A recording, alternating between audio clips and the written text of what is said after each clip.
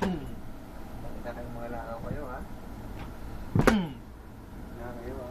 Ito ang isa sa mga amateur video na kinuha sa isang OFW na wala sa sarili dahil sa isang taong hindi pagkakaroon ng sweldo.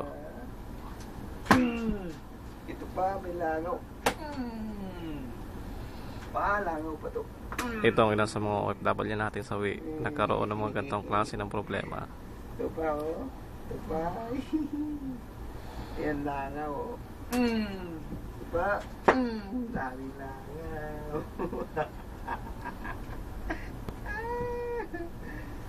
Ano ba yung mga langaw dito? Oops, tagad.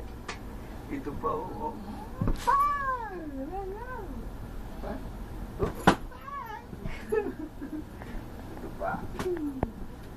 Kaya na tayo itlog. Itlog na lang. Walang sildo eh.